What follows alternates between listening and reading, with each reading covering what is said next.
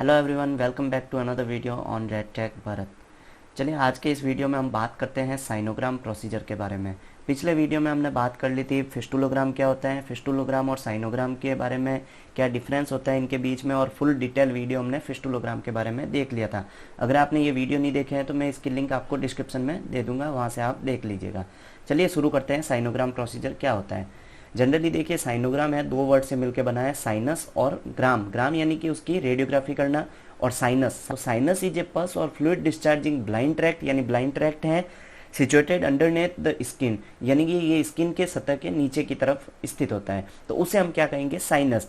और अगर हम साइनोग्राम प्रोसीजर किसे कहेंगे कि it is a radiological procedure to evaluate the size and shape of the blind sinus tract. Okay, जब भी हमें साइनस ट्रैक्ट जो हमारा है उसकी साइज और शेप की जब हमें डिटेल पता करनी है, उसके बारे में जो जानकारी हमें लेनी है, तो हम उस प्रोसीजर को कहेंगे साइनोग्राम। तो अभी साइनस क्या है और साइनोग्राम क्या है ये दोनों हम जान चुके हैं। ओके, तो साइनस के मोस्ट कॉमनली कौन कौन से ऐसे कॉजेज हैं जिसके कारण साइनस का फॉर्मेशन होता है, यानी कि जो भी स्किन के अंडरनेथ में जो भी है ना इन्फेक्शन वगैरह होते हैं, तो एब्सेसिस, एब्सेसिस जनरली क्या कहते हैं कि जो भी पॉकेट ऑफ पस है ना, पस के पाउच बन जाते हैं, तो उनको हम क्या कहते हैं कि जो भी हमारा जो एब्सेसिस का फॉर्मेशन होना, जो जनरली किस में, स्किन के अंडर, यानी स्किन के अंडर सरफेस के अंदर ये कॉमनली होता है, और मोस्ट कॉमनली इसका फॉर्मेशन वही इन्फेक्शन के कारण होता है। अभी हम बात करते हैं इंडिकेशंस के बारे में कि कौन कौन से ऐसे कारक हैं जिन कंडीशंस में हमें ये साइनोग्राम प्रोसीजर करने की जरूरत पड़ती है। एक आ गया ऑस्टियोमाइलिटिस। ऑस्टियोमाइलिटिस होता है infection of the bone, bone के इन्फेक्शन के केस में भी ये किया जाता है। Swelling and tunnel creation after injury, यानी कि किसी भी प्रकार की इंजरी है उसके बाद उसमें उसी स्थान पे कहीं पे स्वेलिंग हो रही है या वहाँ पे टनल यानी कि एक कैविटी का फॉर्मेशन हो रहा है, उसको हम उस केस के अंदर ये करने किया जाएगा। एक आ गया सर्जिकल वुंड टनल विच डिस्चार्ज फ्लूइड। ओके, अभी हम ये बात कह ही रहते हैं कि जहाँ से भी फ्लूइड का डिस्चार्ज हो रहा है, पस एंड फ्लूइड का डिस्चार्ज, हम क्या कहेंगे कि जो भी सर्जिकल वुंड है तो वहाँ पे क्या हो रहा है कि फ्लूइड का डिस्चार्ज हो रहा है, उस केस में ये प्रोसीजर किया जाएगा। नेक्स्ट हम बात करते हैं कि कॉन्ट्रा इंडिकेशन कौन कौन से होते हैं। कॉन्ट्रा इंडिकेशन मोस्ट कॉमनली जो रहते हैं, hypersensitivity to iodine, iodine से किसी भी प्रकार की एलर्जी है या सस्पेक्टेड प्रेगनेंसी है तो उस केस में नहीं किया जाएगा।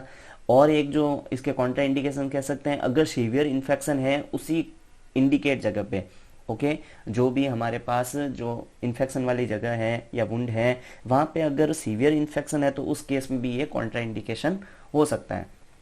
ओके, अब हम बात करते हैं कि हमने प्रोसीजर के बारे में जानकारी ले ली, प्रोसीजर के इंडिकेशन देख लिया, कॉन्ट्रा इंडिकेशन देख लिया। अब बात हम करते हैं इक्विपमेंट्स के बारे में। तो इक्विपमेंट मोस्ट कॉमनली कौन कौन से यूज है, fluoroscopy unit with sport film device, कई बार स्पोर्ट फिल्म लेनी पड़ती है, यानी ऑन द स्पॉट जो हम इमेज लेंगे। लोकल एनेस्थीसिया हो गया उस पार्ट को सुन करने के लिए। कैथेटर और कैनुला स्लीव उस साइनस के अकॉर्डिंग जो भी होगा, कैथेटर होगा, अगर ज़्यादा साइज उसकी बड़ी है तो हम क्या कहेंगे, ओपनिंग उसकी बड़ी है तो हम कैथेटर का यूज़ करेंगे, वरना हम कैनुला का यूज़ करेंगे। मोस्ट कॉमनली कैनुला का यूज़ किया जाता है। कॉन्ट्रास्ट मीडिया हो गया, जो भी iodinated contrast media mostly use लिया जाता है। नॉर्मल सेलाइन हो गया, एनएस कॉन्ट्रास्ट को डाइल्यूट करने के लिए। गॉज पीस हो गए, स्टेराइल टॉवल हो गया, और एंटीसेप्टिक सॉल्यूशन हो गया घाव को क्लीन करने के लिए। चलिए नेक्स्ट बढ़ते हैं प्रोसीजर की तरफ कि प्रोसीजर के अंदर कौन कौन से स्टेप जो होते हैं हमें फॉलो करने होते हैं और किस किस प्रकार से हम ये प्रोसीजर करते हैं। ओके, तो देखिए सबसे पहले पेशेंट हमारा रेडियोलॉजी डिपार्टमेंट में आया है, तो मोस्ट कॉमनली जो कुछ रेडियोलॉजिकल डिपार्टमेंट की कुछ बातें हैं, उस पेशेंट से कोई पुरानी हिस्ट्री है तो वो हमें जनरली पूछनी पड़ती है। और एक जो होता है कि कंसेंट फॉर्म पे साइन करवाना पड़ता है ताकि पेशेंट की परमिशन हो। पेशेंट को सारा समझाना पड़ता है कि प्रोसीजर इस तरीके से होगा तो आपको घबराना नहीं है। ये सारी आ जाती है जनरल बातें जो हर प्रोसीजर में आपको करनी रहती है। ओके, और पेशेंट को समझाना रहता है। अब हम बात करते हैं मोस्टली प्रोसीजर के बारे में कि किस प्रकार से हम प्रोसीजर करेंगे। ओके, तो place the patient on the X ray table, X ray fluoroscopic table, fluoroscopic table पे पेशेंट को लेटाएंगे। उस साइनस वाले जो पार्ट हैं उसको एंटीसेप्टिक सॉल्यूशन से क्लीन करेंगे, और जो पार्ट हैं जो भी, तो जिस पार्ट को हमें नम करना है या सुन करना है उस पर हम क्या करेंगे, लोकल एनेस्थीसिया का इंजेक्शन अप्लाई करेंगे। Then the radiologist advance the catheter और IV cannula sleeve according the size of sinus into the sinus tract, यानी साइनस ट्रैक्ट की साइज के अकॉर्डिंग हम क्या करेंगे, कैथेटर और कैनुला का यूज लेंगे। नेक्स्ट हम बढ़ते हैं कि जैसे ही हमने कैथेटर और कैनुला इंसर्ट कर दिया है, अब आफ्टर द इंसर्जन क्या करेंगे कि radiologist slowly inject 5 ml dilute ionic contrast. Ionic contrast media हम यहाँ पे यूज ले रहे हैं जो कि 5 ml है और वो भी डाइल्यूट है। ओके, डाइल्यूट अपन ने किससे किया है? NS वाले कॉन्ट्रास्ट मीडिया से, NS सॉल्यूशन से।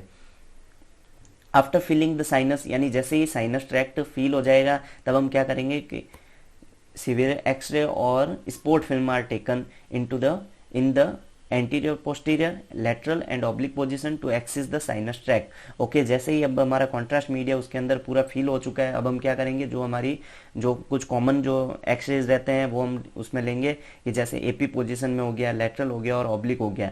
इन तीनों का लेने का इरादा ये रहता है, एपी और लेटरल मोस्ट कॉमनली लिए जाते हैं ताकि साइनस की जो ट्रैक्ट है और साइज है उसका अच्छे से इवेल्यूएट हो जाए। After imaging the sinus track the catheter will be remove, catheter को रिमूव कर देंगे और जो भी हमारा वो जो वुंड था उसको हम क्या कर देंगे, क्लीन कर देंगे और उस पार्ट को ड्रेसिंग कर देंगे, अच्छे से बिटाडिन वगैरह लगा के उस पार्ट को ड्रेसिंग कर लेंगे ताकि किसी भी प्रकार का इन्फेक्शन ना हो। तो इस तरह से हमारा ये प्रोसीजर रहता है। उस प्रोसीजर में जनरली आप ये इमेज देख सकते हैं कि साइनोग्राम प्लस ऑस्टियोमाइलाइटिस। ऑस्टियोमाइलाइटिस अपन ने कहा था कि infection of the bones, bone का इन्फेक्शन से, ये जनरली 21 ईयर ओल्ड मैन है। ओके, तो इसका ये साइनोग्राम प्रोसीजर है। आप इस तरह ये कॉन्ट्रास्ट मीडिया आप देख पा रहे हैं, ये जो कॉन्ट्रास्ट मीडिया है ये एपी इमेज ले रखी है और इन्होंने लेटरल इमेज के अंदर, ताकि कंप्लीटली इवेल्यूएट हो जाए। ओके, तो इस प्रकार से ये हमें एक कैविटी शो होती है, उसके अंदर ये कॉन्ट्रास्ट मीडिया, ये नीडल के द्वारा कॉन्ट्रास्ट मीडिया इसमें एडमिनिस्ट्रेट किया गया है और ये इस प्रकार की हमें इमेज मिलती है। ओके, तो और इस प्रकार से आप इमेज देख सकते हैं, ये एक ऑब्लिक इमेज है, तो ये कॉन्ट्रास्ट मीडिया यहाँ से इंजेक्ट किया जा रहा है और ये टनल का फॉर्मेशन है जो इसके अंदर शो हो रहा है। ओके, नेक्स्ट हम बात करते हैं कुछ नोट्स के बारे में। हम जब जनरली कंफ्यूज होते रहते हैं, कई बार हम सब कंफ्यूज हो जाते हैं कि साइनोग्राम प्रोसीजर एंड साइलोग्राफी। ओके,